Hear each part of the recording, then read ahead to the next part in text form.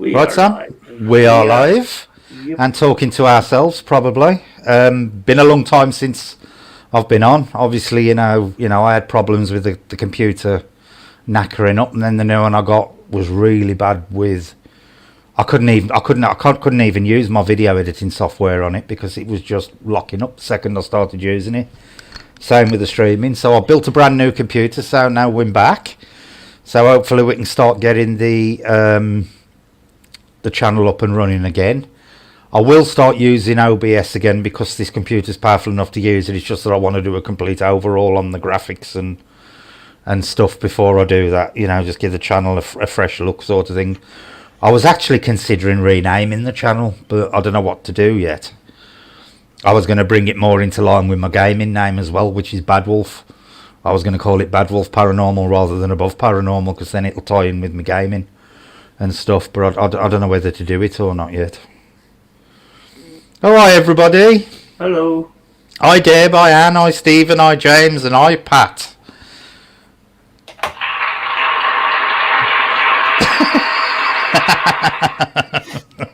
Oh, we're all really technical here now.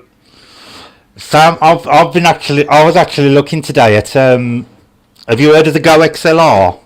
The actual mixer you can plug into a mic, but there's actually a sound thing on it, so there's a voice changer and Wolf Paranormal. Yeah, that ain't a bad suggestion actually, Steve.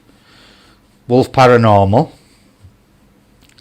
Well, I know it's took me because I ain't working at the moment and I've been now officially declared as disabled. I've had to build this computer bit at a time as I could afford it. It's cost me over $2,500 to get this computer together, and it still ain't finished, but it's up to the standard now where I can use it. Hi Jane, nice to see you. But I'm just going to have an open chat tonight, Sam. I ain't going to do like a set thing, so we can talk about whatever topics you want, paranormal wise, or anybody wants to suggest in the chat if there's anything they want to discuss.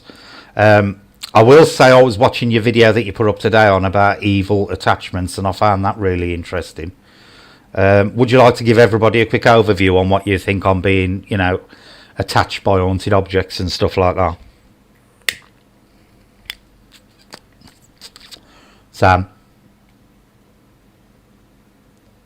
Sam, can you hear me? I'm having issues. I'm having audio issues. Right, I'm back. Sorry. Right. I said I was watching your video that you put up earlier about evil attachments and stuff like that. So, do you want to start by discussing that? Should we start that as a topic? Attachments with objects, haunted objects? Yeah. Well, it was a comment actually from my cousin, and I hadn't seen her in a long time because I distanced myself from YouTube, and unfortunately I found out that she was actually she'd been blind for the last 2 years. All right. Sorry to hear that. Yeah, it was a bit of a shock. But she made a comment on my last Spirit Box session, and when you lose your sight, Yeah. your other senses kind of compensate for that. So she was able to pick out a lot of very interesting things. But she did ask, because some people ask these questions because they see what's being portrayed on YouTube and on mainstream TV, and the first thing that somebody shows comes up with is evil spirits and attacks and stuff like that. And she asked me, am I not afraid of an evil attachment of some kind? And a number of months ago I would have said no. I just take out the Spirit Box, turn it on, and ask questions. Yeah. But the last while, it's very hard to explain, but the sessions have been very, very different in the way that if there's communication, it kind of affects your body, Yeah. and it kind of puts you in a vulnerable state. You know, you get this kind of a tingling sensation through your hands and feet, and you get drained. So, you know, the theory that was going around there is spirits use the human body to communicate. You know, and I wasn't 100% on board with that idea, but you know, maybe there's a possibility. Now I can't 100% link these feelings and these drains with the spirit box, but I know for a fact on my everyday life, these things don't happen. So if that is an effect of communication, and it puts me in that vulnerable state, if something came in that was very negative, certainly, you know, you would be in a very vulnerable state. But that is the risks that we take. But certainly, it's not a priority. It's not a priority in what we do. You know, people focus on the negative, but there has been a lot more and more positive things than negative things. You know. So when you say you're feeling this like tingling, Sam, do you think this is the sort of energy that is being transferred into objects as well? Do you think that is something actually like going into you or latching onto you in some way, or do you think that that's some kind of ability that you might be developing, or do you believe that this tingling is some sign of energy, which could explain why some people claim that object, and not just dolls, it can be anything, it can be pocket watches, clocks, anything, you know, people do claim that even sideboards and dressers and things like that have some kind of attachment. Do you think this is what it is? It's this energy that you're sensing maybe being absorbed by an inanimate object? I don't know, possibly. I know Rob, who built the spirit box. He says that Rob Hernandez, who built the box, he is he works in the filming industry. His friend is an audio engineer, so you've got expertise in that field and that. And he was talking to a guy who asked him, "Are you into the paranormal?" And he says, "Yeah." And this was an electrician or an electronics expert or whatever. And he says, "What's the deal with the EMF detectors?" He says, "Well, we use that to communicate and stuff like that." He says, "It doesn't make any sense." He says, "The human body doesn't. That's man-made electricity that you're measuring. Yeah. You're better off with a static meter." So Rob uses a static meter rather than EMF. And certainly it feels like a static field, but it sometimes can be very, very intense. But I have worked very, very hard over the last 2 months with my sessions and communication and stuff like that. And, you know, over them last 2 months, I've learned more about the sessions and spirit boxes than I have since I started this channel, you know. And certainly the box and the way it works definitely helps. But some of the stuff that came out of that has come out of that spirit box, and those videos are up and coming. I have sessions up until the beginning of April. Some of the things that responded to my questions have been crazy, you know, and it proves that this communication does exist, you know. Yeah. 100%. Pat's put something in. Sorry to interrupt you, Sam. Pat's put something really interesting there. Do you think spirits are more active over an earth energy line? Now, by an earth energy line, I presume she means a ley line. for me personally, I do think that ley lines play a big part in the paranormal. I don't know what they are. Well, we know they're lines of energy. There's one that actually runs right through the centre of Stonehenge. It runs through Woodhenge, which is nearby, and it actually lines up with a few monolithic structures as you go right the way up the country into Scotland, as far as I believe.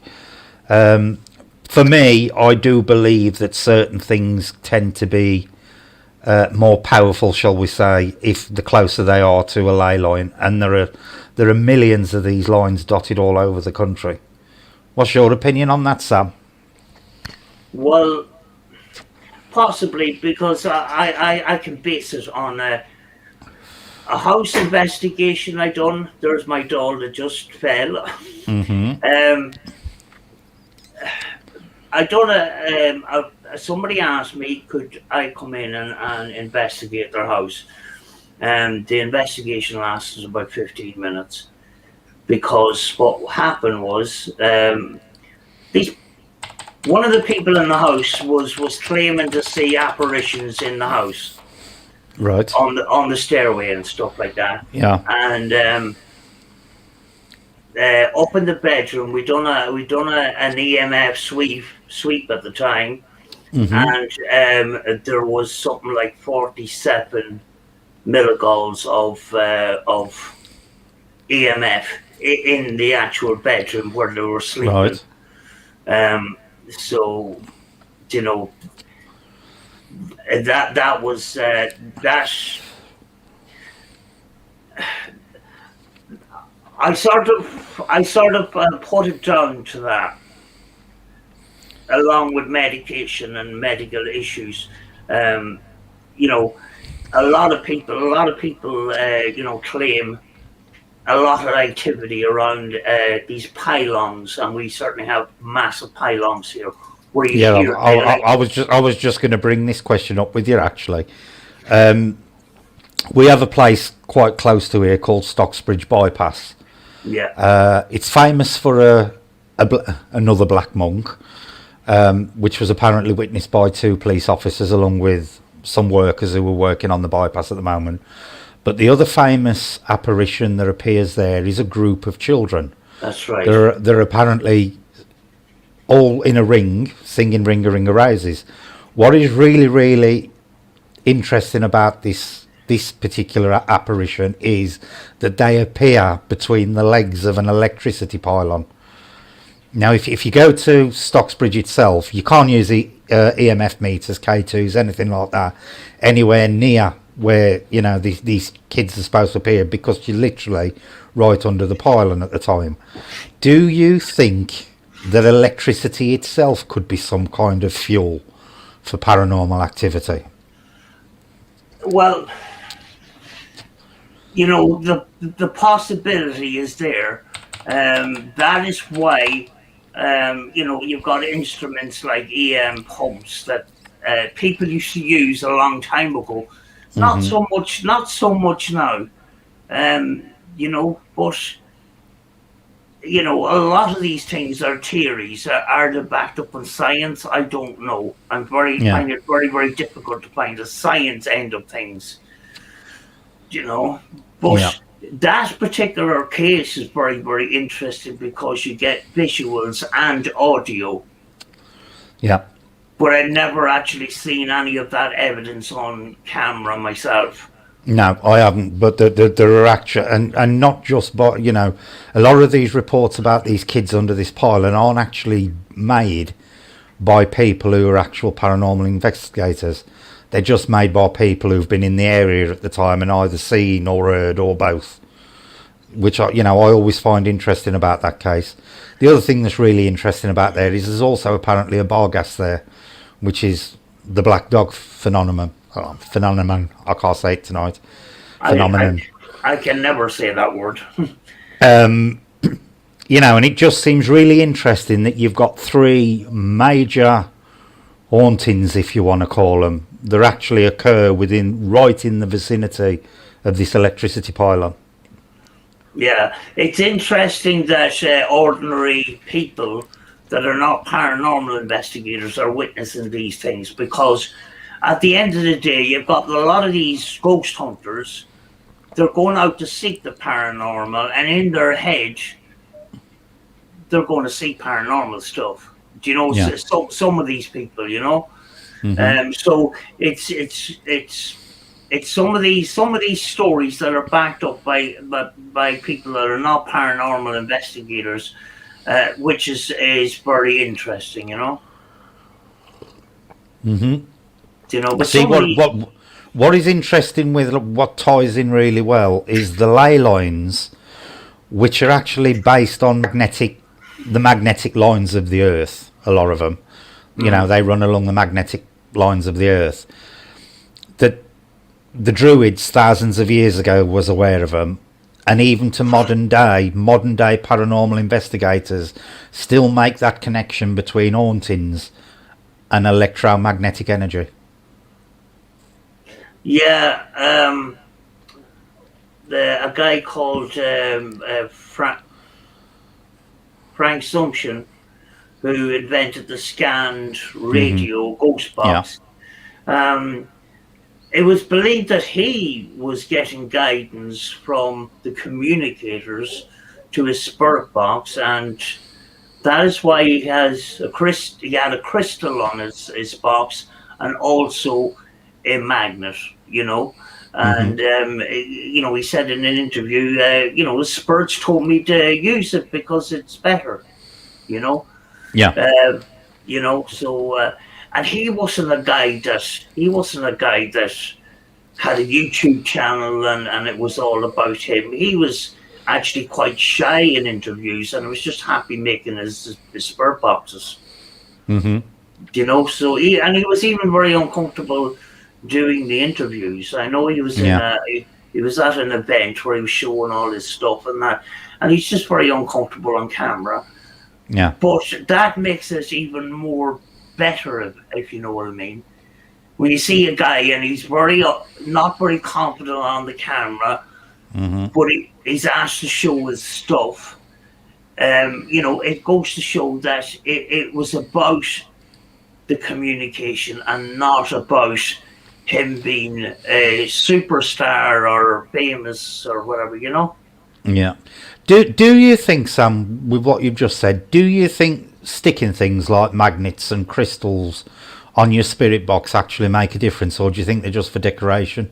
See, because with crystals it's very interesting, because a lot of people tend to use clear quartz a lot. Now, I don't know how many people on the channel are aware of it, but quartz is what they call piezoelectrical, or piezo, I don't know how you pronounce it, which basically means when it's put under pressure, it actually starts to generate its own electrical field.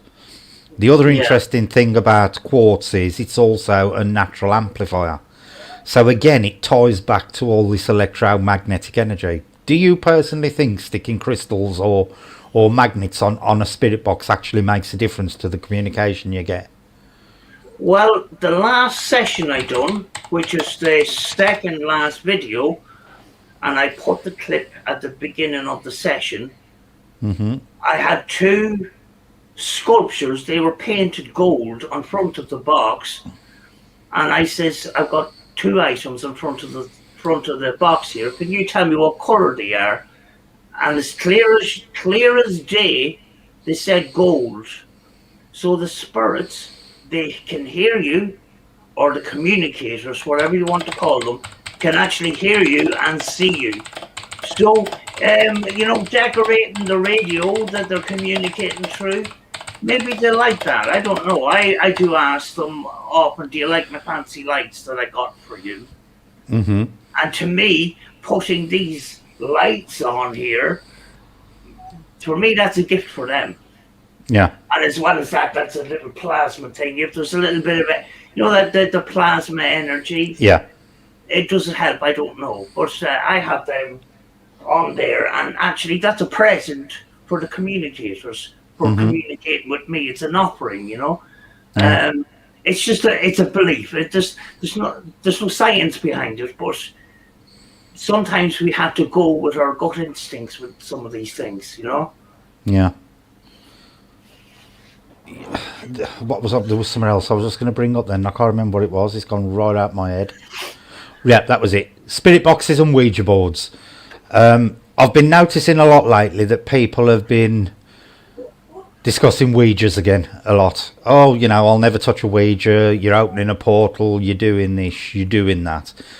For me, personally, I view a Ouija board as a lower technology version of a spirit box. For me, a spirit box and a Ouija board are exactly the same thing. They do exactly the same job. It's just that one's a little more high-tech than the other. What is your opinion, Sam, when it comes to Ouijas and spirit boxes in that kind of connection? Well, my views on the Ouija board have changed since I've started experiencing more with the spirit box. Mm-hmm. And it was believed that we're going back to the concept of the communicators using us to communicate.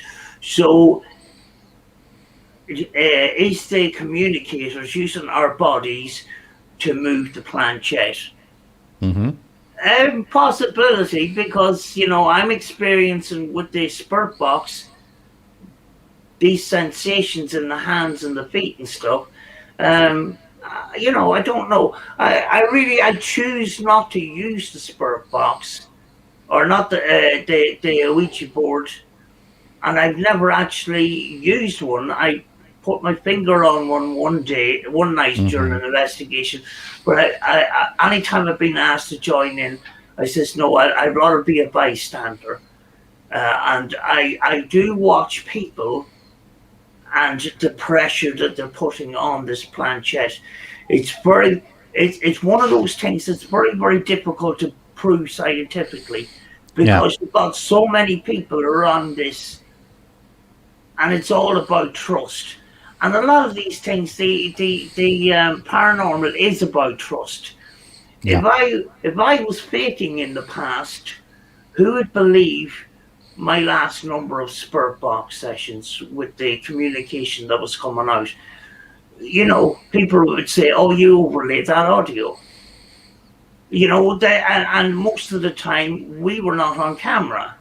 Mm-hmm. So what's to say that we were messing around behind camera and putting overlaid audio? It's about trust.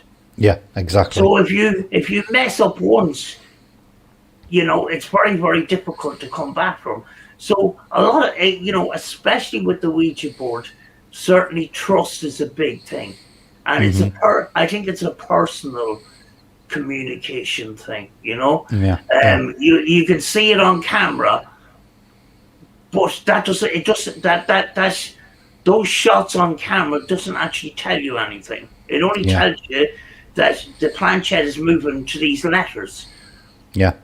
And with the spirit box, we used to hear lots of things. I used to hear things, but now I'm feeling things.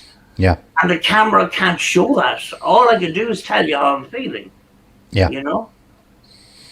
Yeah. See, this is what makes a lot of topics in the paranormal so hard to show in a visual format, because a lot of things connected, even with connected with hauntings, they're more of a feeling type of thing rather than an actual physical happening.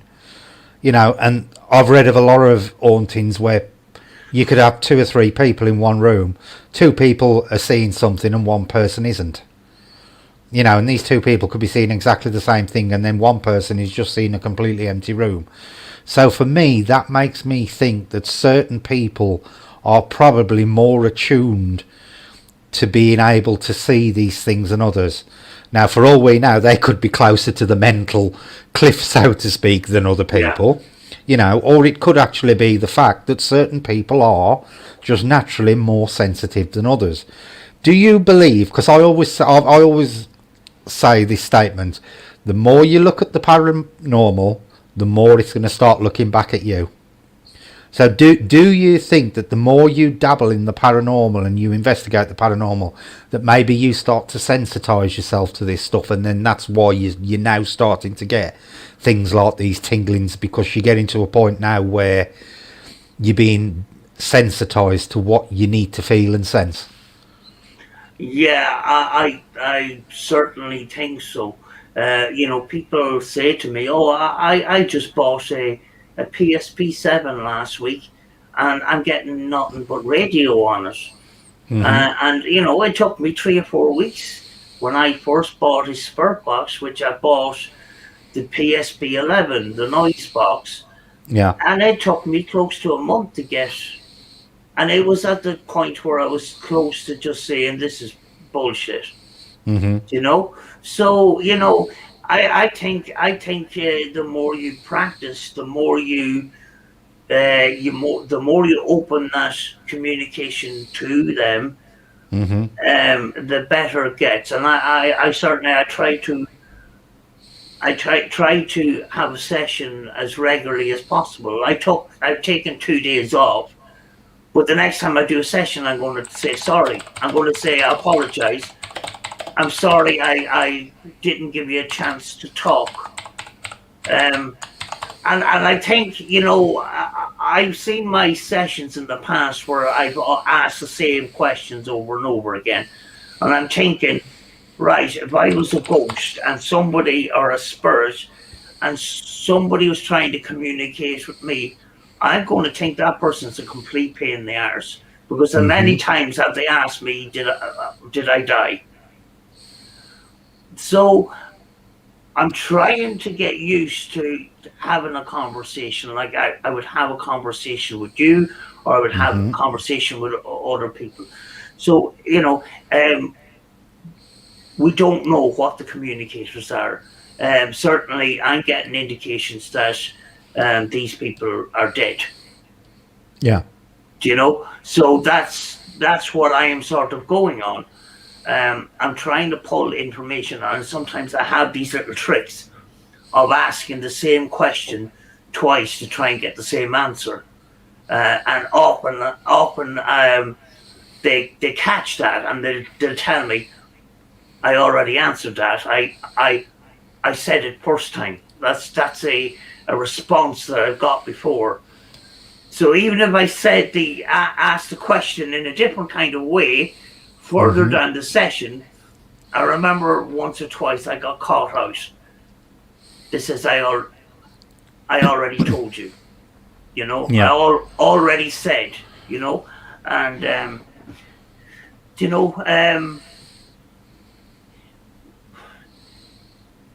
I think to get a better picture of all of this, and when you're doing that amount of communication, it's not the one session that's going to get you that information. It's all the communication, all that information. And that's hard. That would be very hard work to go through every single session, right? I'm getting David a lot. So if I was a proper investigation, I would go through every single session where it says David and Hmm. trying to find information on me asking about David, or when David came up. Was there any other words associated with David? And then you can start putting a picture together. That kind of way. Do you think that the attitude of the person doing the investigation plays a part in whether you get good communication or not? Because I'll give you an example. Now I have used the Ouija board for over 30 years. I think I was 12 or 13 the first time I used the Ouija board.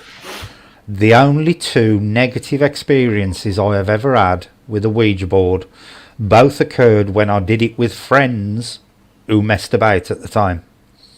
They were either taking the pee about what was being said, or they were shoving the planchette around, or they were just making derogatory comments. And as you know, I am a big advocate about not being aggressive when doing communication, because it seems to be an in thing now in the paranormal community that the best way to get a response in any location is to just be verbally abusive to whoever's in they think they're communicating with. Now, to me, I'll take the point of view as if you're talking to somebody who's passed on, so to speak, they're not going to be responsive to a person who sits there shouting in their face and calling them from a dog to a pig. You know, people wouldn't put up with that in life. Why are they going to put up with it in death? So do you think that, you know, people's attitudes towards investigation play a big part in the results? Oh, absolutely. Now, you all know that I'm not a fan of Mr. Hoppley's, right? But there's one video there where he done a do and don'ts about spirit communication. Mm-hmm. And I actually tend to agree with what he says in that video. You know, if you're not feeling 100%, don't do the session. Yeah. If you fear what's coming out of the session, you know, like we get demons and devils and stuff, an ordinary person would be saying, that's a devil, that's a demon. And we've said that in the beginning of our journey. We freaked out and said, wow, it's a demon, it's a devil and stuff. Mm-hmm. If that gives you fear, don't do this work. Do you know?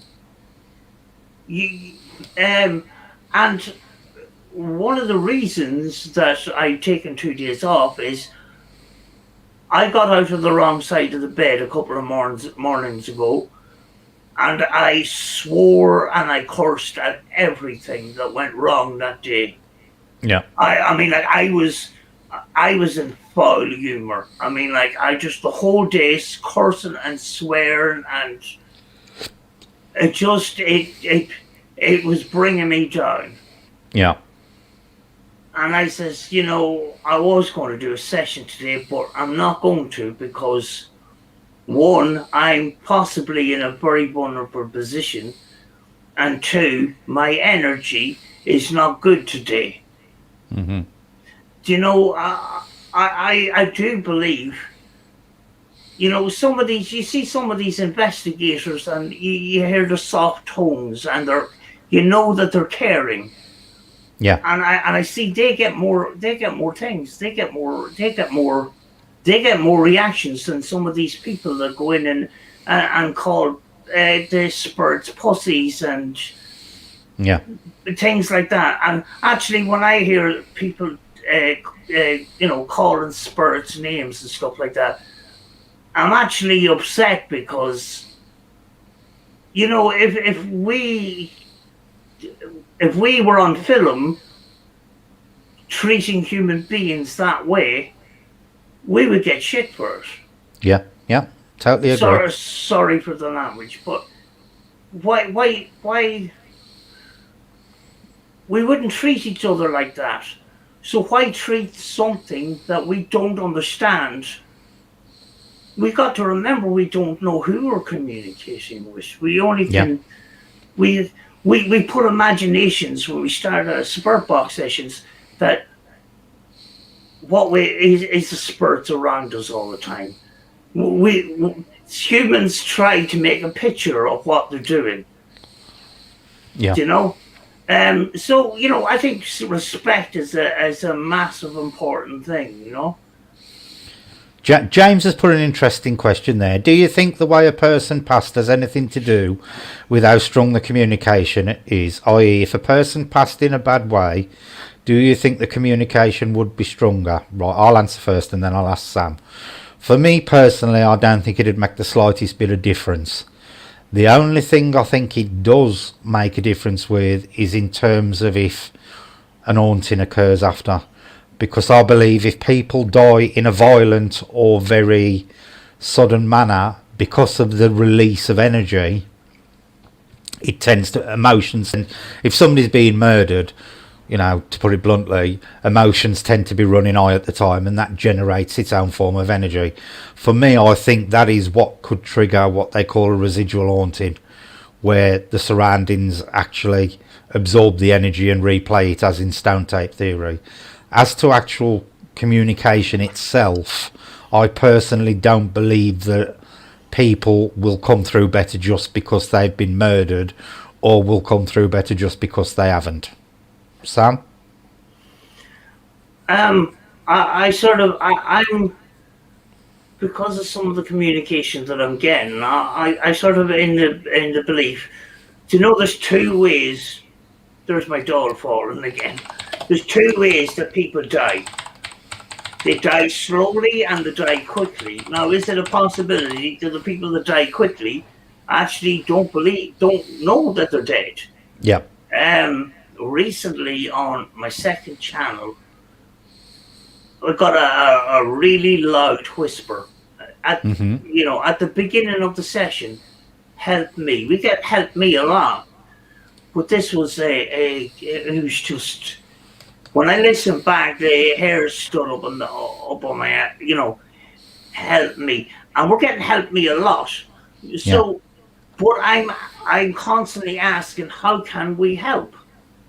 But I'm not getting the answer to that yet, and I don't know if I will.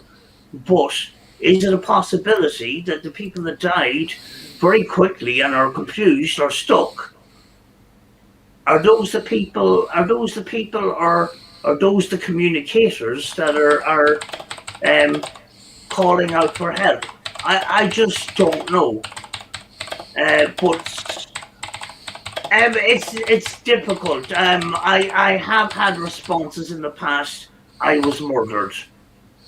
The radio. Where in the radio was that? Where in the radio would somebody say that I was murdered? If you're murdered, you can't talk. Mm-hmm. Do you know what I mean? So, and that was at a workhouse in Limavady, not a lot far from here.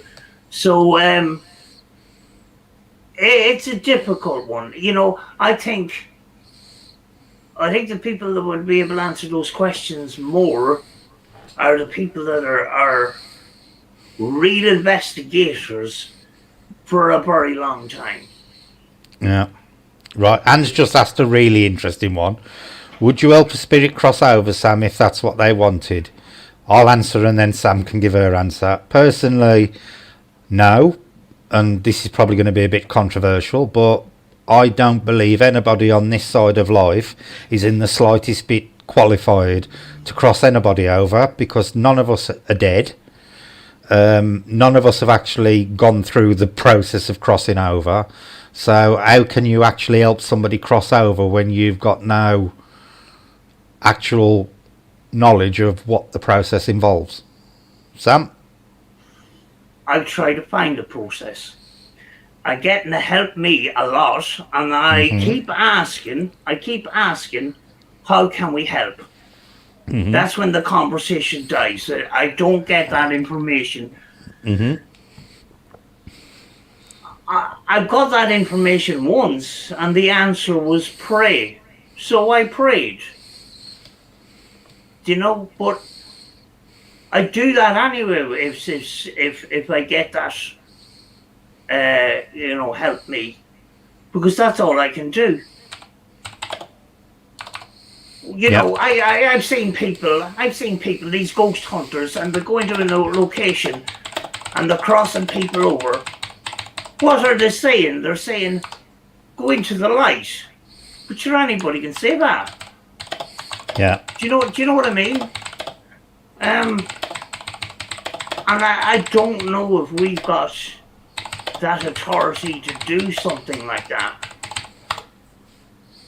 Do you know what we're looking at here is a world possibly parallel to ours that we don't know anything about.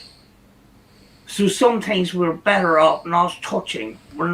Shouldn't get involved until we know more. Yeah. And we don't know enough. Hang on, Sam. I'm just getting the link to your channel. Let me just grab it, because apparently the link that the What's-It's putting out is not correct. So give me a second. I'll paste it now. There you go, everybody. That's the link to Sam's channel. If you're not subscribed to her at the moment, please do. Right, Sam, I'm going to ask you something really, really strange here and be a bit controversial over it. Do you believe that everybody you contact or speak to via spirit box or whatever is actually a dead person? Because I'm not actually convinced that everybody we communicate with is dead.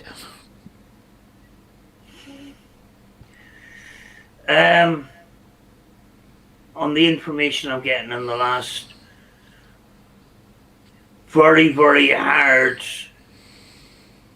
testing of this new box that I've got, I'm of the belief that, yeah, I'm talking to spirits of dead people.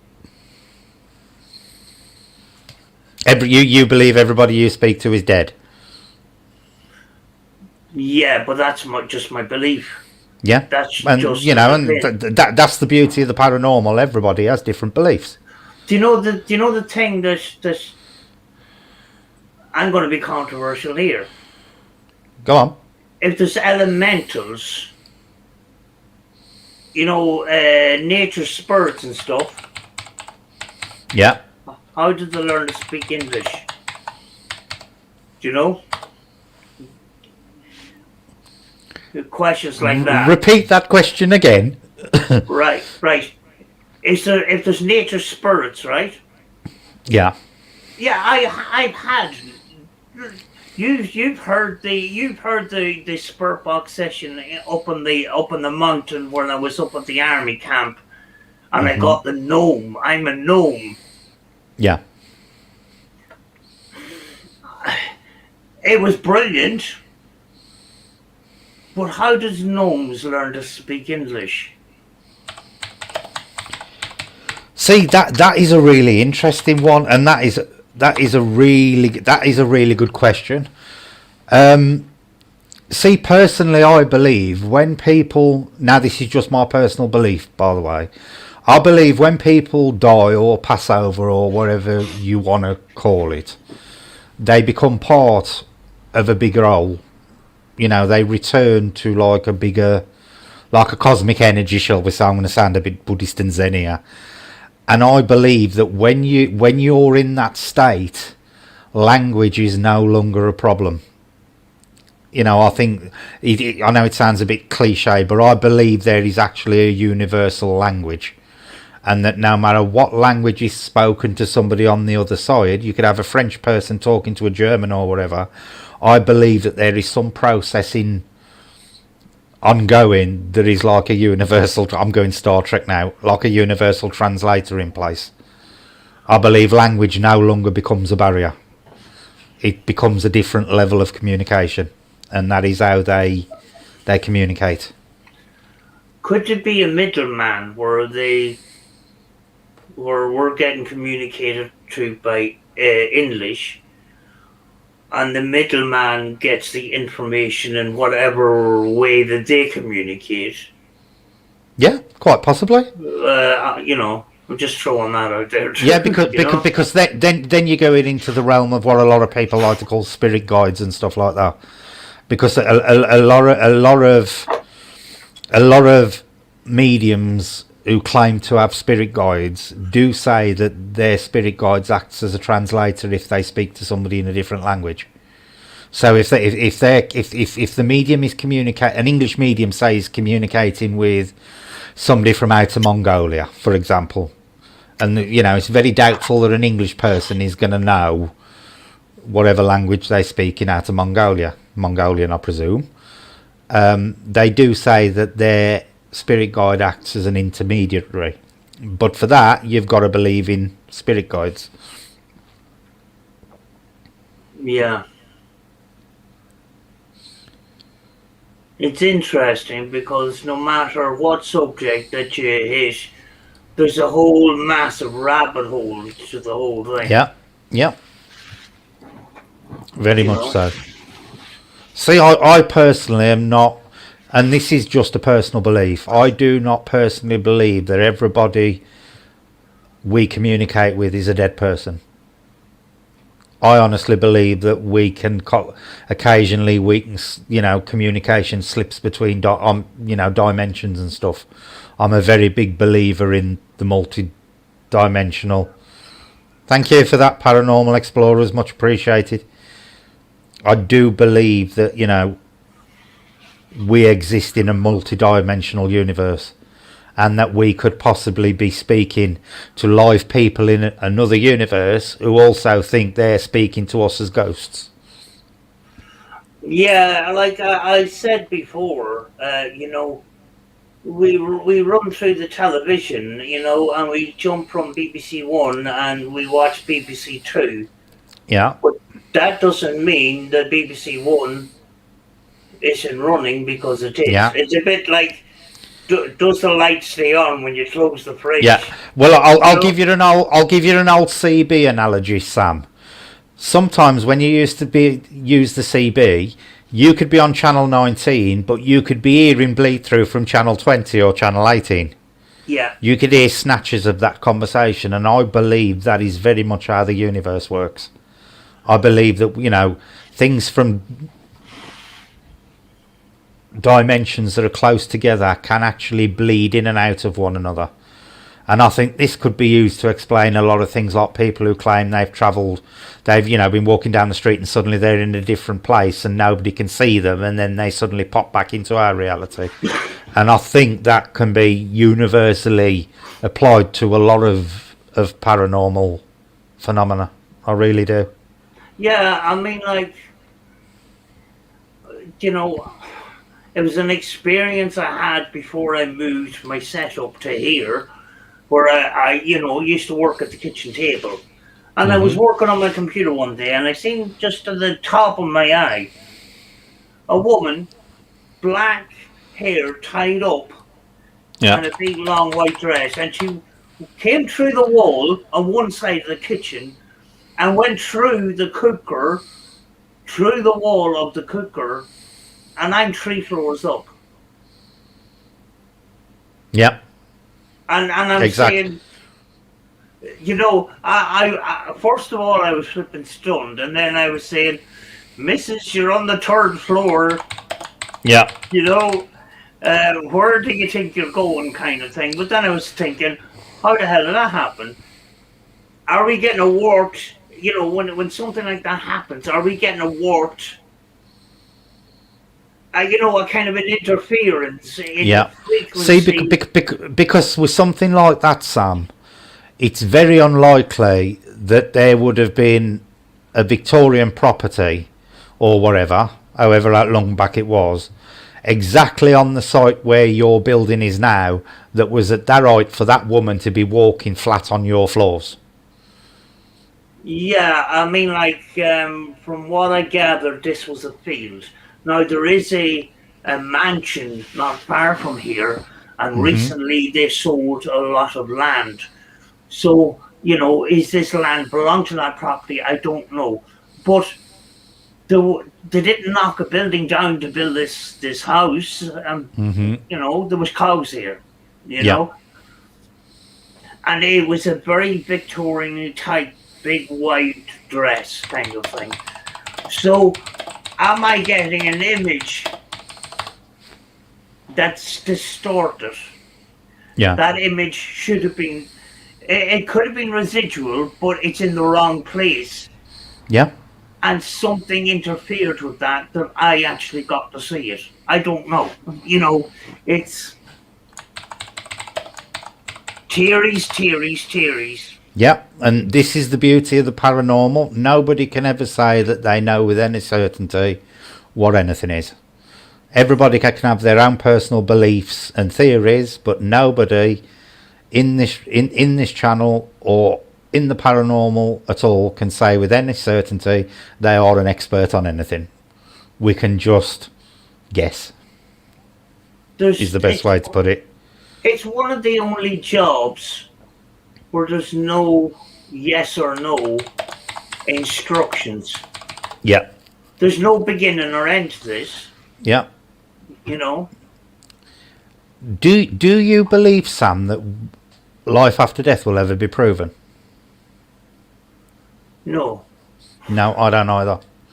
And the reason I don't believe we will ever prove it is because I think the implications of what would happen on this planet if people suddenly realised there was a nicer place to go to, the suicide rates and things would go through the roof. And I believe that there's some kind of law in place between where we are now and where we end up after we're dead, that actually prevents that from happening. And I think this is why, if you ask people, you know, what's it like to be dead, what's it like over there, they don't answer. And I think this is because there are laws in place to prevent it. Because we would have suicides on a scale that would be phenomenal on this planet if people realised that there was a nicer place to go to. You know, once we're dead. I find once I ask that question, I might as well turn off the box, because that's when the conversation stops. Yeah. Do you know? Mm-hmm. That's when, you know, if I had any communication at all, it's gone after that. You know? Yeah. It's a question I have asked numerous times on the Ouija board, on the spirit box, with a pendulum, and the second that question is answered, it goes dead. Literally, excuse the pun, it goes dead. You'll get no response whatsoever regarding that question. Yeah, I've tried to ask it in a nice way. I says, you know, can you tell us about your words? Or is it a secret? You know, and I remember one day I did get secret. You know, but then again, these communicators, they have a habit of sometimes repeating what you've said. But they have a habit of answering your question before you've asked it as well. Yeah. So, you know, we're going back to the concept, do they work within all, you know, are we the portal to all of this? Mm-hmm. Do you know, there was a place we used to investigate called Cumber House. We've done a number of investigations. Paranormal investigators, many of them have had their own experiences. But if you ask the caretaker, he says, I've never experienced anything. Yeah. So, us going out to communicate and to call out, and we put our focus on that, are we advising that? Mm-hmm. Because, you know, you get the odd occasion where an ordinary person on the street, you know, is going about their everyday business and hauntings happen, or visuals happen, or they hear a whisper in their ear or stuff like that. But a lot of the time people go about their everyday business, that they don't think about spirits, they don't think about the afterlife. So maybe they've shut themselves off from it. Maybe this caretaker, he has shut himself off from it so he doesn't experience anything, you know? Mm-hmm. That was interesting that Paranormal Explorers just put. It's like saying, have you seen a UFO? You will get sections saying, have you seen a ghost to people? Do you think, Sam, that, God forbid, because of TV programs like Ghost Adventures and Most Haunted, that people nowadays are more inclined to believe people if they say they've seen a ghost? Or do you think it's always, that interest's always been there at the same level as it is today? Sorry, I kind of got lost in the question. There was a little glitch in the audio there. Sorry. It's all right. What I said was, Paranormal Explorer said, you know, you get locked up if you ask people, have you seen a ghost? Do you think programs like Ghost Adventures and Most Haunted have made it so that nowadays people who claim to have seen ghosts or spirits or whatever are actually more likely to be believed than they were in the past? Or, yeah, I know, wash my mouth out, and that's why I said God forbid. Or do you think it was like Victorian times at the height of the spiritualist movement that the paranormal was actually more popular? Do you think it's now or then? I think, you know, in the 70s or whatever, or, you know, when I was going to school, I had a science teacher. He was massive into ITC and that. Yeah. And I decided to join him in that kind of experiments and stuff like that. you know, and I got the piss taken out of me. Mm-hmm. And this was in the, you know, this was in the 80s and stuff. You know, so I think, you know, these TV programs that did bring the paranormal back into focus, Mm-hmm. you know, and it was good that way.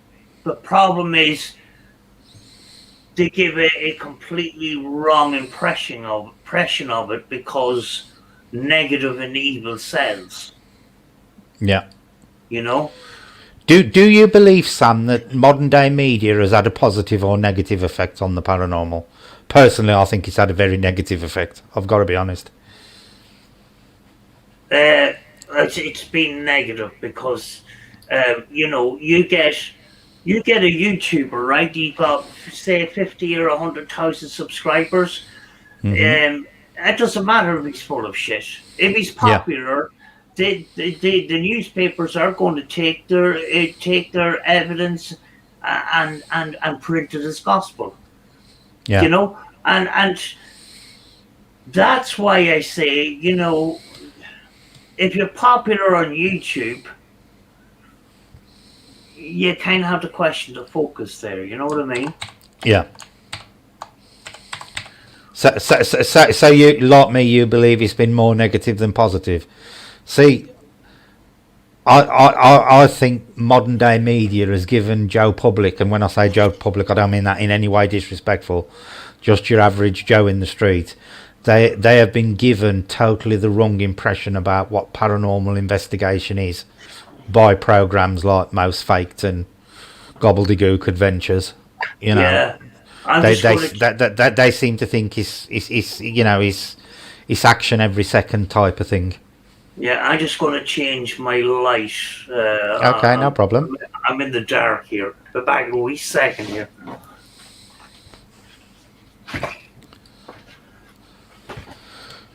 Jackie, I was exactly the same. I attended a development circle in the Spiritualist Church in the 80s, 1985 onwards.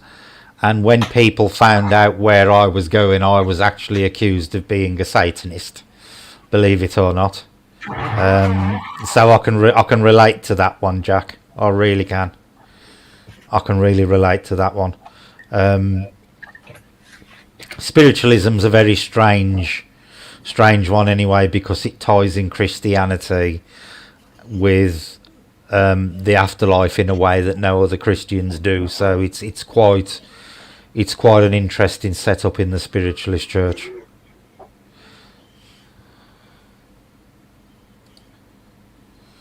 Guess what? According to the earliest times in Cornwall, the spirits of unbaptized children came back as moths. I'm not joking, it's written in history. There is actually a lot of really weird beliefs, especially, you know, in England and stuff. If you go back to medieval times and stuff like that.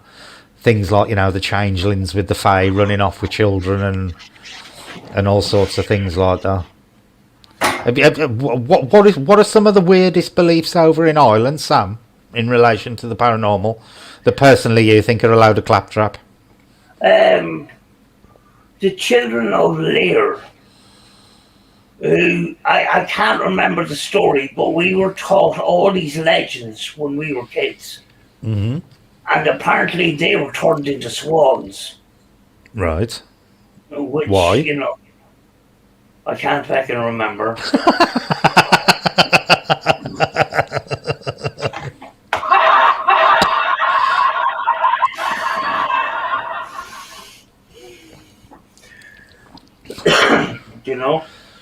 You know, because Ireland is really steeped in mythology and folklore in it. What is interesting about Ireland as well is, before Christianity, Ireland has no ghost folklore whatsoever. It is all fae and elemental related. There was no ghost folklore in Ireland until Christianity come in. Do you think Christianity, when it was trying to smother paganism, helped create a lot of these paranormal myths, shall we say? Do you think it was as the one religion, you know, was battling for supremacy over the other? that battle certainly took place. But if we go back far enough, with certainly Irish and Scottish history, had more emphasis on giants, Finn Yeah. McCool, and all these things, and that was drilled into us at school. Yeah. But you got these two giants, Finn McCool and some other big giant in Scotland, and they had fallen out, but they couldn't reach each other. They were shouting over to each other. The Giant's Causeway. And apparently Finn McCool was shoving these pillars into the ground, which is the Giant's Causeway. We now know that it was part of volcanic activity, and there has been volcanic activity around that coastline. We know this, through science and archaeology and stuff like that. So, some of these myths, they had no televisions back then. Maybe they had to make up these stories. Mm-hmm. Maybe the human mind likes to go into these mystical lands in their heads, and a lot of this stuff can be exaggerated and stuff. Yeah. But certainly, there is a number of different stories about giants. The Poison Glen was another one where I did go to the abandoned church there. Mm-hmm. Apparently he threw this big massive rock. He was called the One-Eyed Giant. I can't remember his full name or whatever, but it's very strange that not only one giant, but there've been a number of giants throughout that history, But you don't hear about apparitions of ghosts and things like that, Mm-hmm. It was all elemental, fae and gnomes and fairy hills, and Ireland is steeped with that kind of stuff, especially around Sligo, around that area, Sligo is very, very big into that, Yeah. Paranormal Explorer says, have you ever been to, and I'll probably pronounce this wrong, Ballybowley Forest in Ireland, Sam, or Ballybolly?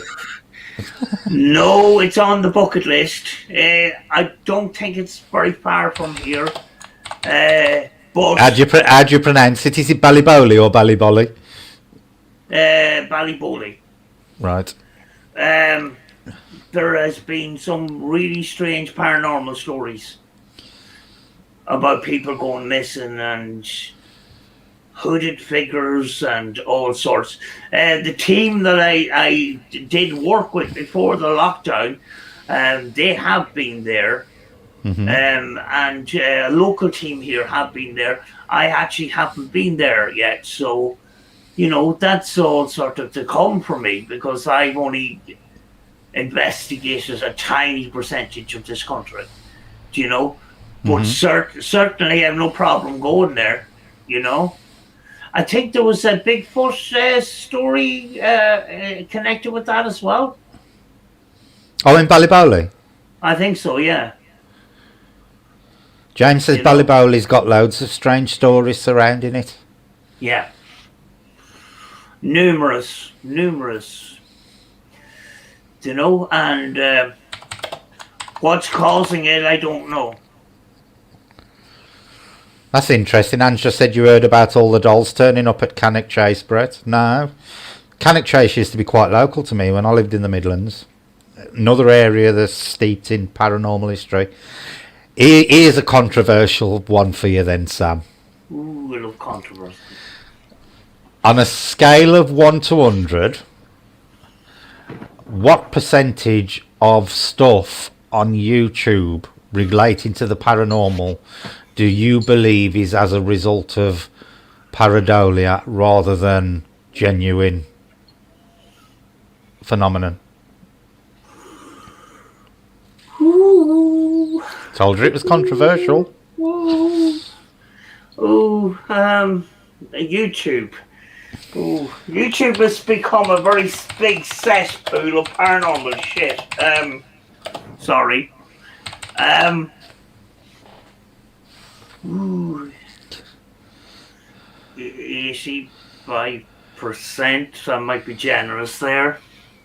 It's interesting in the chat because Clara said 90%, Joanne said 80%, Paranormal Explorers says 85%, Lee said 90%. Personally, I was thinking between 80 and the 80 and 90 mark. Do you know what the problem here is? It's YouTube. Mm-hmm. If you are not exciting and if you are not entertaining, you will not make it in YouTube. I will not make it on YouTube. I don't give two monkeys. As long as a few people get something out of it, I don't care. Deb said 100%. Stephen said 75. See, I'm like that, Sam. I'm of the opinion I will not, in any way, shape or form, put my integrity on the line just for a quick bit of, 15 minutes of fame or a boost to views or a boost to subs or anything like that. I would rather stay small and have my integrity intact than sit there and make up bullshit just for the views. Yeah, I know a team, right? I'm not going to mention them, right? But I had a falling out with them a while back, and I kind of, made up with them in private. We didn't have to have a public, a public drama session over it. It was done in private, and after we both cooled off, there's a team, right? And one of them people in that team wants to have a successful YouTube channel, but at the same time wants to keep it real. Yeah. In order to be a successful YouTuber, he's had to put clickbait titles and thumbnails with the red outline on the this kind of that kind of scary background and this that kind of clickbaity kind of thing, and then you go watch the video and it's just them just doing, and then at the end of it says, "Sorry folks, we've got nothing tonight," but that's just the way it is. Yeah. And that guy was saying to me, yes, it is. That is fake. The thumbnail is fake. But what we do is real. And I object to you saying that we're faking stuff. But that's what the way YouTube works. And that is a sad thing. Because he has to put negative poltergeist and in red writing and stuff like that to attract people to watch. But he says that attracts people, and then we tell them the truth. And that's what we're finding on YouTube, the ones that are telling the truth. Do you know? Mm-hmm. It's a platform for entertaining people. And that is why paranormal entertainment is always going to be a step ahead of the people that go out to investigate and say, we didn't get anything tonight, folks, but, we did try. Mm-hmm. It is a naughty or nice question then. Have you ever, or if ever, you did something on one of your videos which 2 weeks later you realised was something else, something perfectly normal? Would you admit to it? Yeah. The thing about creating content for YouTube and being a paranormal investigator is you learn as you go. And I can look. There's stuff I've done on YouTube that I cringe at now. Yeah. I really do. And but that's the part of the learning process. Yeah. Do you know? There is stuff I've done that I copied other people, and I found out that what they were doing was wrong, and what they were doing was not the proper way, or it was only done for entertainment, and I copied them. But I had Yeah. to start. I had to start somewhere. Mm-hmm. But if I look back a year, 2 or 3 years ago, when I started all this, some of the stuff, I do cringe at it, like, but that's Yeah. progress. We will all experience that. If you have a paranormal channel that doing true paranormal, you have to start somewhere, and you have to start and learn, and then further down the line you find a different truth. Yeah. You find a different way. You find better ways. If a team or a channel is doing the same thing all the time, they're not progressing. They're not moving forward. They're doing the same thing every night. Do you know? Yeah. One, people are not going to watch them, but two, they're not experimenting and thinking outside the box. With the paranormal, you've got to think outside the box, because none of us know what we're flipping doing. Mm-hmm. At the end of the day, do we know what we're at? Yeah. Do you know? Is there anything in the paranormal, Sam, that you fervently believed in when you first, got an interest in the paranormal, that you may not believe in so much now? See, for me, that is the Loch Ness Monster. When I first got into the paranormal as a teenager, I was convinced that the Loch Ness Monster existed. Now, after I've done, years later, and I've read up a lot on the loch itself and what's gone on, the only way I think there'd be a Loch Ness Monster now is if it was coming through some kind of portal, time warp thing, because the lake doesn't, the lake itself cannot sustain a creature of that size because of its fish stocks. Is there anything in the paranormal that you fervently believed in that you no longer do? Yeah, I'll go down a similar road. I've seen a documentary and a reconstruction of Mothman, which I don't know. Maybe I thought there was a possibility of these kind of creatures. Mm-hmm. But then, I look at other documentaries, and they look at it in a skeptical type of view and say, it could have been a big eagle, a trick of the light, all sorts of different things. But the thing is, I believed most of the things I've seen on YouTube. And now I don't believe very much of it at all. I'm a very skeptic person, Robert the Doll, the big version of Robert. Yeah. You go to the museum and you get all these letters around. Sorry, Robert, I disrespected you. I do believe that that's mass hysteria. Yeah.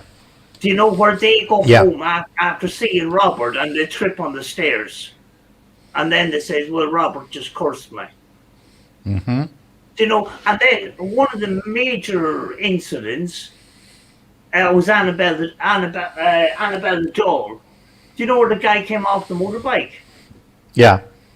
We don't get other major stories like that except for that one. Yeah.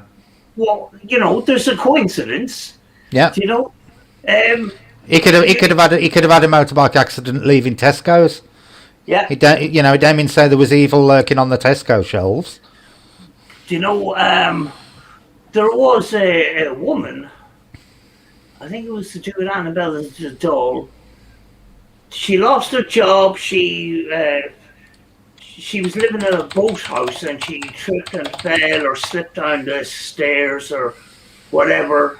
and broke her ankle or back or something like that, and then something else happened, and something else happened, and something else happened.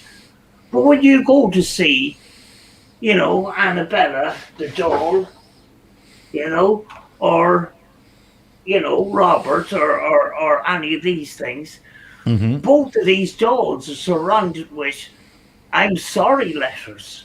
"I'm sorry I disrespected you." These people that go to see these dolls, they see those letters. Yeah. And what percentage of people are going to have some sort of a mishap after leaving the museum? It's the same thing as I go to test and I have an accident at home. Am I going to believe? The thing is, Sam, the amount of people who have visited that museum, the law of averages state that at some point somebody was going to have an accident leaving the place. It's a popular venue. It's like how many people have probably had accidents on the way back from Alton Towers because it's a popular place for somebody to go. Exactly the same kind of thing. Joanne's just asked us a good one there. Do you both believe the black-eyed children exist?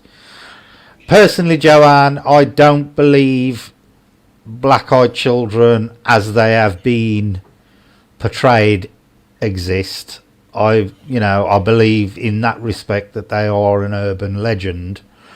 I'm prepared to believe that they could be something else that has been misidentified. Sam? I flippin' hope not, because there's one of the black-eyed children right there in that flippin' picture. And it's one of this. I don't know why I bought this. I bought that because I wanted to have a paranormal selection of stuff. Yeah. And it's one of the creepiest pictures I've ever seen, which was painted in 1970. There's been a lot of creepy pictures in 1970, but black-eyed children, I don't know. I don't know. Could have been a medical issue or something like that. I just don't know. Mm-hmm.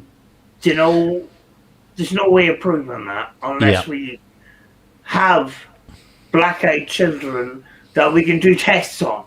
Yeah. Was it an extended pupil because of some medical issue, or too much light, or not enough light? Actually, the eyes, the pupil gets bigger to try and take in more light. Then again, there's a lot of questions you need to ask. What was the level of light when people see these children? Yeah. How, what distance away from the child were you when you seen these children? Yeah. You'd want to be very, very close to see that, they were black-eyed children. And there are people out there who've naturally got very dark eyes anyway. Yeah, well, if you look at somebody from a distance with dark green eyes, they're going to have dark. Yeah, they're going to. Like me, I've got hazel eyes. I've got a lot of green in mine. Yeah, they're going to have dark eyes. Do you know what I mean? Mm-hmm. So is there anything in the paranormal, Sam, that as long as you're drawing breath, you would never ever believe in? For me, I'm going to be honest, it's Mothman or Owlman. Any kind of birdie flitting around type man. They just don't do it for me. Is there anything in the paranormal that you will never ever be convinced of? I was, a number of months ago going to say Bigfoot, but there's a Bigfoot society now in Ireland, and there's a lot of sightings, and the Loch Ness monster is definitely up there, because there's been a boat up and down, doing sonar on that lake, and there's nothing there. Yeah. And as well as that, there's been a live feed over the lake. Nobody has seen anything. There's been a load of fakes. One of those fakes was getting a motorcycle tire and twisting it and putting it in the water and taking photographs. I think the other one was some sort of a submarine remote control thing. Yeah, that was the most famous picture of them all. The surgeon photograph was actually proven to be a remote control submarine. It was a model submarine. It was, it's recently been proven to be a fake. Yeah, so there's been a lot of fakes, and then you ask a lot of questions. When it comes to Mothman and the Loch Ness monster and stuff like that, to keep that alive is a financial decision. Yeah. Not a true. This is the next thing I was going to get on to. Do you think places like Point Whatsit with Mothman and Fort William with the Loch Ness Monster, do you believe that these kind of paranormal phenomenon have only carried on because they'd been financially beneficial to the area? Oh yeah, I mean, like there's a restaurant selling Mothman pizza and Mothman buns and cakes and souvenirs and Area 51 with the aliens. Yeah. There's just the shops there selling aliens and stuff like that. Why wouldn't they keep it alive? You know what I mean? Yeah. Yeah. It's a money making thing. Yeah, agree. Hang on. Sam, can you just talk a sec? I've just got to get these two out because I'm having a major argument under the desk. Can you just talk for a few minutes? I'll be back in a sec. Right. Cheers, thanks. Oh, Minnie's in the chat. Oh, do you know something? It's been over a year since I've been live. So thanks very much for everybody that's been coming in.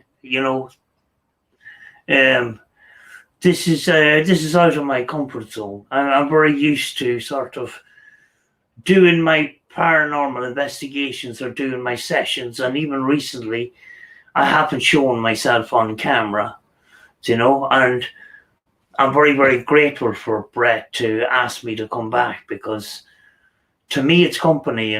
This lockdown's been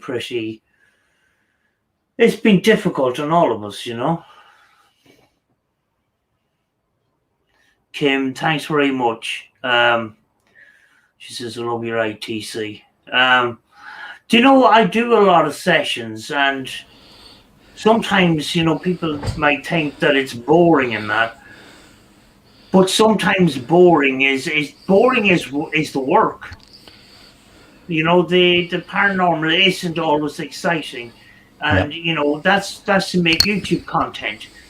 Sometimes when we're doing recording sessions and stuff like that, it's so boring you wouldn't put it on YouTube, but that's part of the work. Not everything that we do we put on YouTube.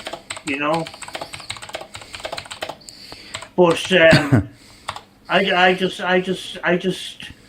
I do my sessions. I don't claim anything. I just put the sessions up, and people make their own mind. I've already seen some of the responses, but I don't say anything. I know they're there. It's a diary for me. If people figure them out, they figure them out. I point out a few things. I leave the rest to them. I've already seen.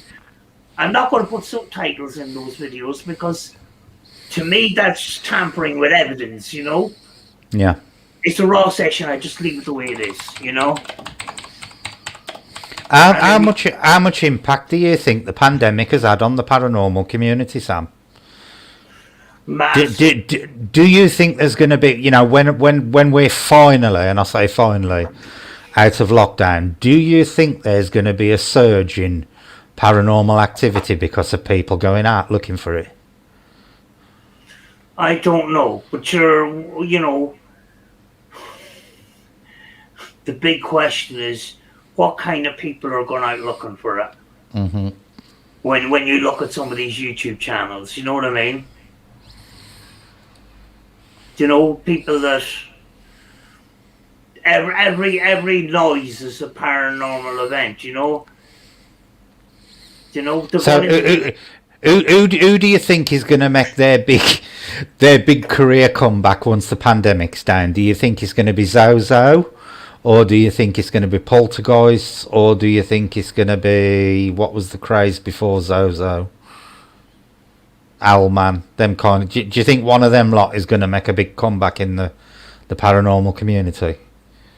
Well, at the moment, I think it's doll season, and we Right, just doll season. It should be doll season. It should be doll shooting season. we just come out of Poltergeist season. Yeah. So we're due another round of Dipping Box season, I think. Do you think so? Do you think Dibbit No. boxes are going to start making a comeback? Oh, aye, Bosco in the box. Yeah. That's really interesting what Paranormal Explorers have just put there. Do you think there is a lot more activity at the moment because a lot of people are passing away alone in hospital, not able to say their goodbyes? Now, that is a really good question. Personally, I think that probably would increase, particularly with like spirit box communication or speaking on the Ouija board or things like that. I personally think it probably has triggered an increase in activity. Sam? Possibly, yes. But then, you've got other things to contradict that, because I've got a friend who died in 2015, Mm-hmm. and she can't communicate through the spirit box. No matter how much I tried, I'd love to hear her voice again. I'd love to hear her laugh again, and I can't. Do you know? So do you think, Sam, that people only come back if they need to come back? Do you think you haven't heard from your friend because she feels you don't need to hear from her? Exactly. What happened was, there was 2 occasions where I was really, really upset and I missed her. Mm-hmm. And 2 of those occasions, I'd come back here and things have kicked off. I mean, like this really strong smell of perfume. Yeah. Her rosary beads that was hanging up on the wall, where she had wore them. It was a wooden cross, and she wore it into a curve with her by fingers rubbing like it. that. Yeah. Yeah, that was swinging over and back on the wall. And I opened up all the doors and windows. I couldn't get rid of this smell. And the dog was choking, so we had to leave. Mm-hmm. And I come back, and the smell is still there, but we got some fresh air. And then all of a sudden the smell goes. And it's a familiar perfume smell. And maybe because I was upset, that was a way of communicating. Do you know? Yeah. You see, we don't have the information how, what spirits can communicate with us through ITC and what can't. Do you know? Yeah. What is the conditions for communication? That's Yeah. the thing. See, it's really interesting what you said about your friend, because I've lost 2 brothers and a sister, as well as all my grandparents. Now, I would dearly love to speak to my one grandmother, because I was very close to my one grandmother. Mm. But in 30 odd years of doing this, I have never once communicated with a single member of my family. Not once. Maybe they've all disowned me. But, it's really, I find that really interesting that, I've had all this communication, but not once have I had any communication from a member of my own family. I my friend, I only found out after she died. She cared for so many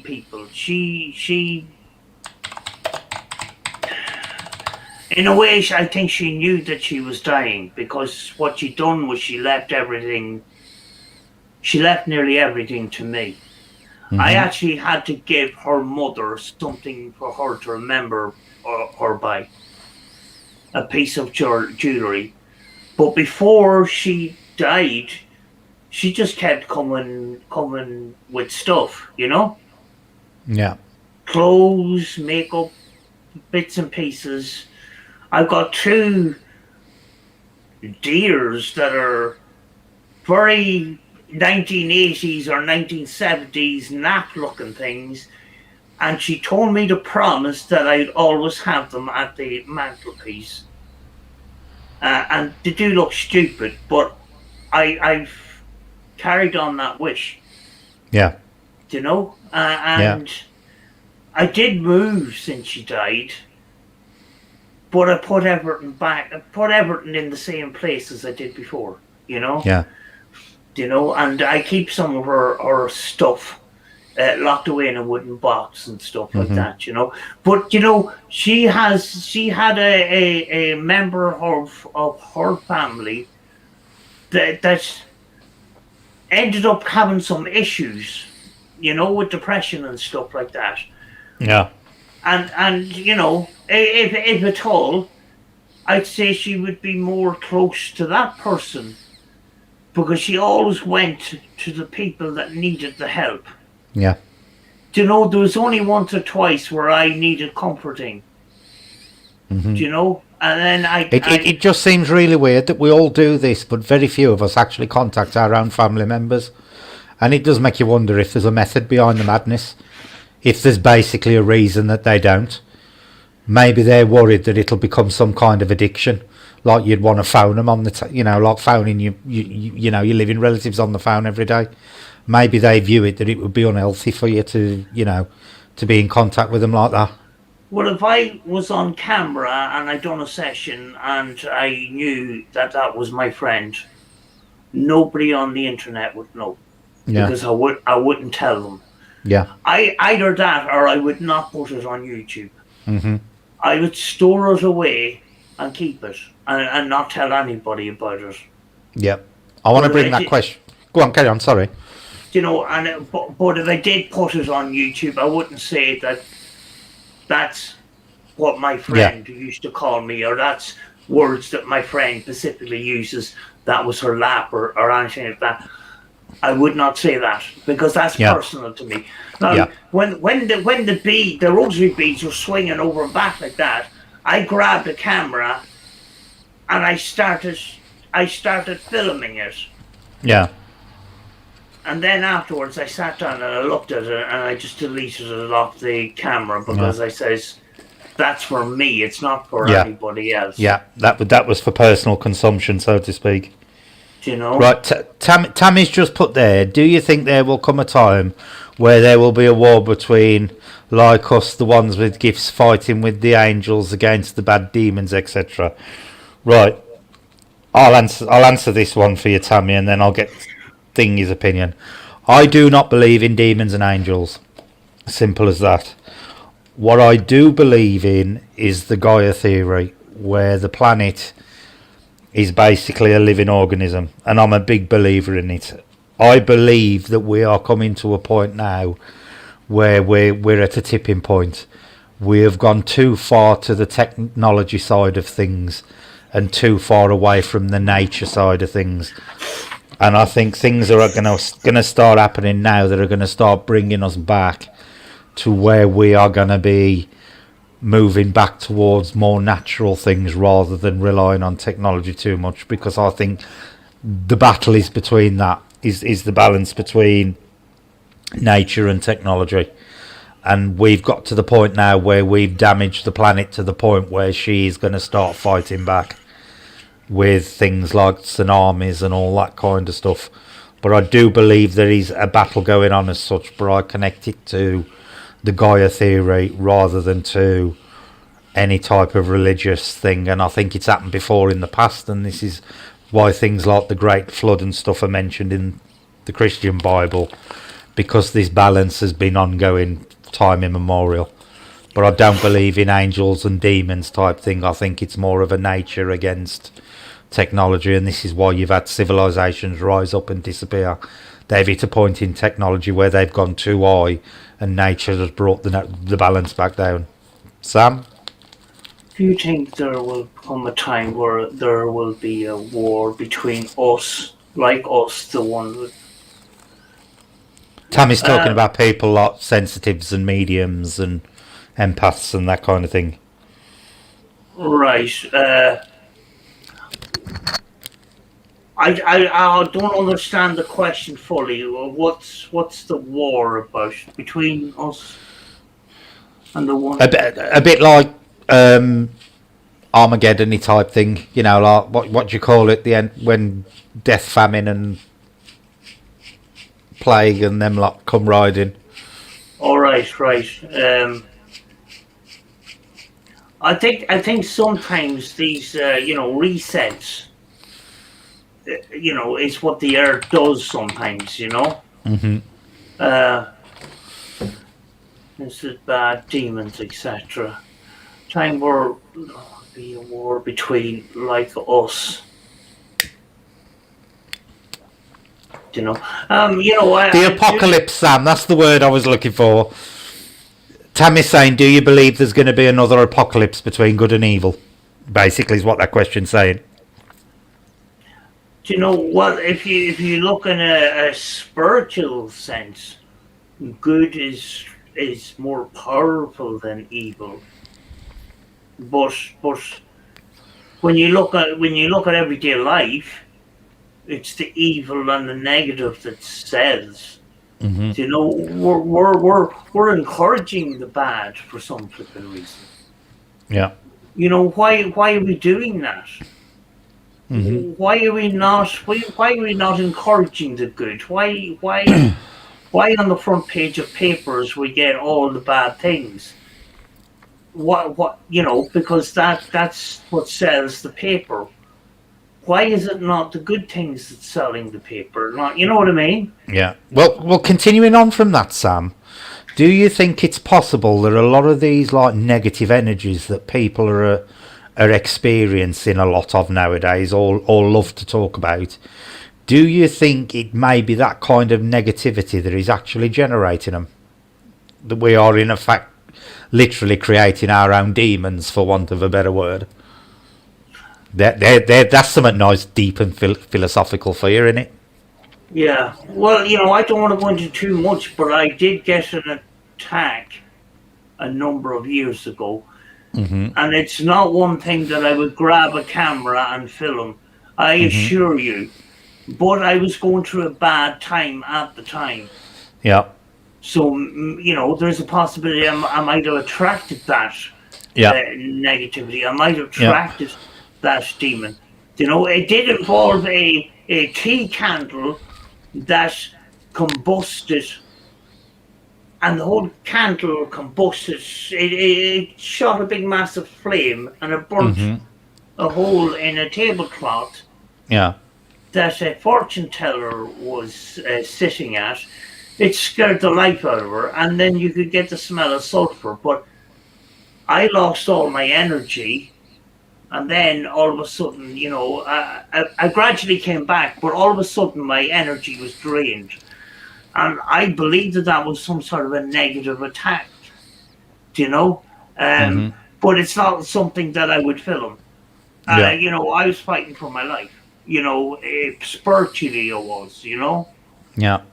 See, because the mainstream thought on at the moment is that we actually attract bad energy to us.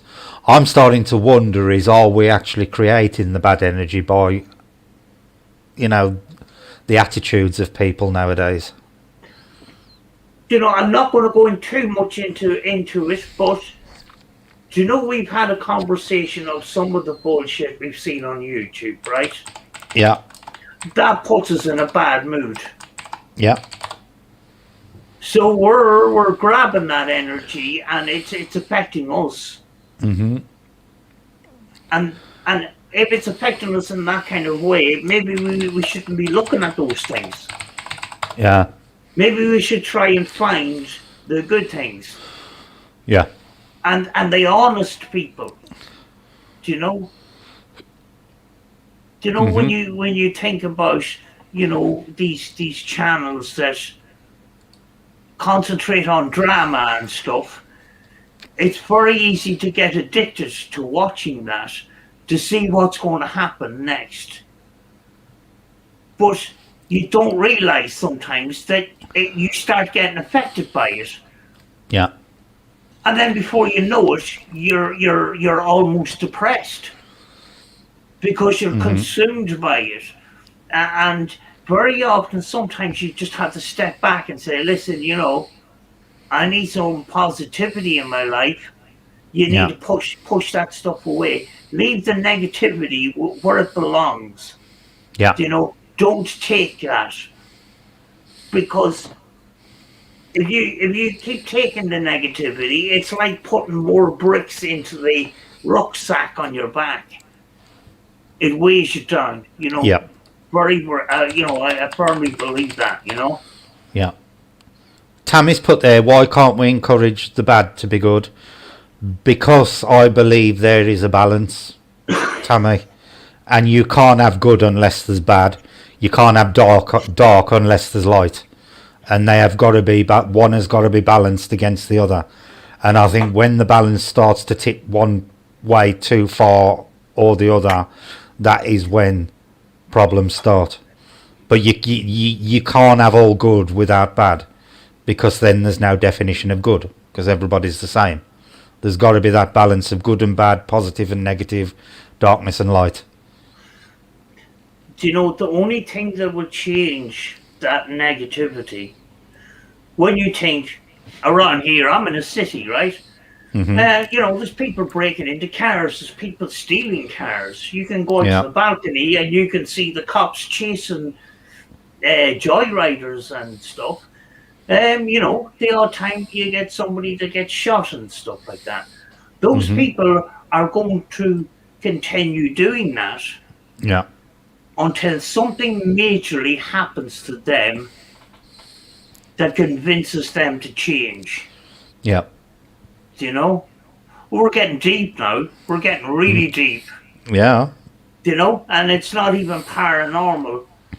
But sometimes I look over the city and I think to myself, how many people out there are suffering from addiction, and how many people are caught up in crime, and that's their life. But what they're doing is they're caging themselves. They're in their own negative prison.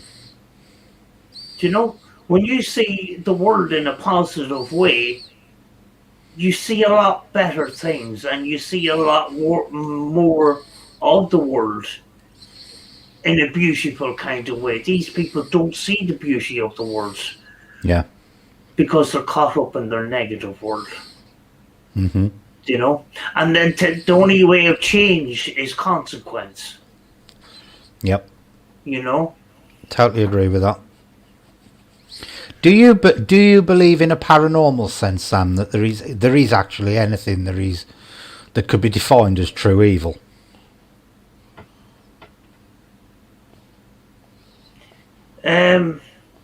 I think the closest thing is that story that I mentioned about that attack, which I don't know an awful lot about. Any other experiences of negativity was, communicators calling me, all sorts of names and things. And, I get demons and devil and stuff like that. But, I don't pass too much remarks on that. You get that negativity anyway. I don't know. Does a person, when they die, do they bring their personality with them? Or are they still a bit of an idiot or a bit of an asshole when they die? I don't know. Yeah, I always come back to my famous quote with that. I believe that when you die, you do not turn into Mother Teresa. If you are a nasty piece of work in life, you're a nasty piece of work in death. If you're a nice person in life, you're a nice person in death. You know, I don't believe that dying is some kind of epiphany that turns everybody good. You know. Yeah. You know, and the thing about this is what we're saying. It's all opinions and theories. Yeah. You know, none of what we talked about tonight is certain at all. No. No. We don't have scientific proof on a lot of No. these things, and that's Because why. the thing is, Sam, the second we get proof of any of it, it's no longer paranormal, it's just normal. Yes, yes. You know, the only thing is, the paranormal world is polluted by many faults. You know, many faults and fakes and beliefs. And more people are believing those faults and fakes. And the thing is, you know, even if you're a viewer of the paranormal on YouTube or stuff like that, question every single thing. Mm-hmm. You may be a big fan, you know. You may be a big fan of a person. Like I used to be a fan of Steve Huff. Mm-hmm. But question everything. Shame on you. You know? Yeah. But And the then thing, that should actually be tattooed on every single paranormal investigator's head. Question everything. And question. that is the best way to sum up paranormal investigation in 2 words. Question everything. Do you know what I was thinking? And I don't often see, I've never seen anybody do it. Do you know what you should have in your kit bag for paranormal investigation if you're going to an abandoned house and stuff like that? Some cheese or bread and some talcum powder. Go to the location, right, and put out your cheese or your bread, circle it with some talcum powder, go off down to the car for an hour or so, or a couple of hours, and then come back and see if there's any little animals in that location, because then you can say, well, that noise that we heard possibly is a mouse or a rat, because I seen the rat's feet in the talcum powder, you know? Yeah. You know, little tricks like that, you know? Jack's put, lately we have been hearing about places where floods have uprooted cemeteries. The communication is the spirits were aware of this and upset. See, I believe when you pass on, your body's of no concern to you. You know, that's why I've always said I just want cremating and dumping in the river when I'm dead, because I don't believe my body will be of any concern to me then. Once you go into a pure energy form, the physical's of no concern to you. But that's just my personal thoughts on it. Will you be bothered what happens to your body, Sam? I try not to think about it. You know? One thing I do experience when a loved one dies, you know, you go into the room where the wake is, and there's nothing there. Mm-hmm. Do you know, am I explaining this right? Yeah.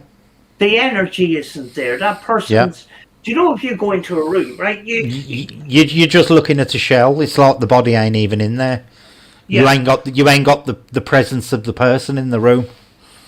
Some people, right? If you went into an abandoned house, right, and somebody was hiding in the cupboards under the stairs, some people, like myself, would say, there's something a little bit off here. I'm sensing something, but I'm not quite sure what it is. Mm-hmm.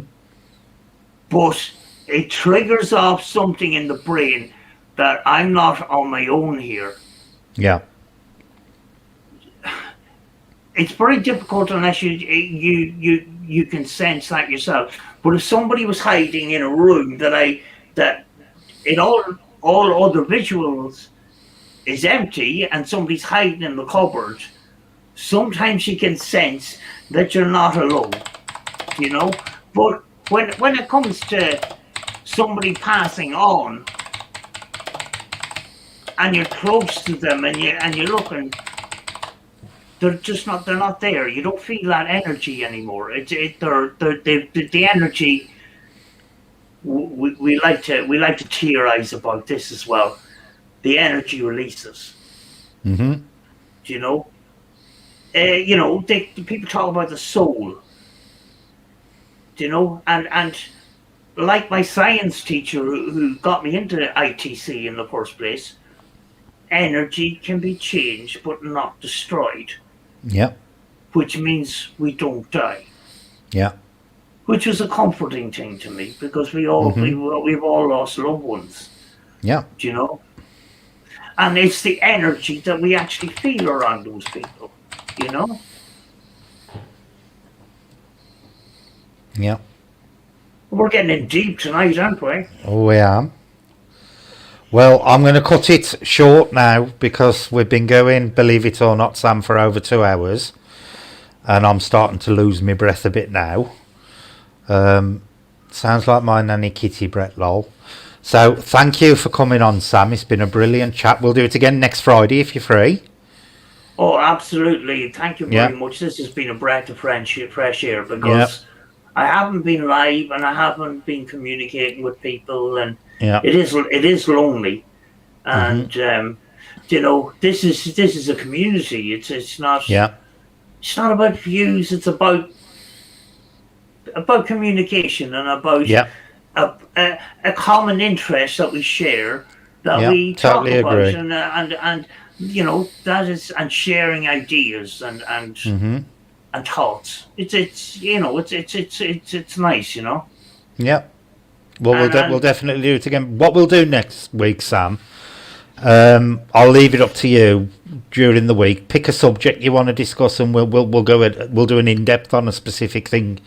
So pick whatever you want to thing and just message it me and let me know, and then we'll do that Friday. Julie from Australia is here. Hello. You've only just noticed Julie's here, Sam. Hold on a second. I want to demonstrate this. I like it. I love it. I want some more of it. Did you hear that? Did that say rub it at the end? No.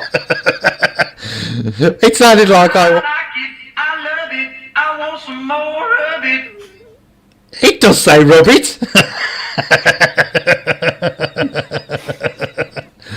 Right, I'd like to thank everybody in the chat for coming in, and a big thank you to Sam. We will be on next Friday, same time, about 9:15. I'm going to leave Sam pick the topic for next week, but I will put... oh my God, Joanne, thank you. Wow. Thank you for that. That is much appreciated. I will put the subject up, what we're going to discuss on Friday, when Sam picks what it is. So I don't know what part of the week that will be. But thank you all for coming in. It's great to be back. Now we've got the computer. I'd like to wish everybody a good day or evening, depending on where you are in the world, because I know we've got a lot of the Australians in tonight, and it's day for them and night for us. So thank you all for coming in. Thank you very much for the donations. Much appreciated. And we will see you next Friday about 9:15-ish. So thank you all and have a good night. Bye. Bye-bye. Thank you very much, everyone. Good night, all.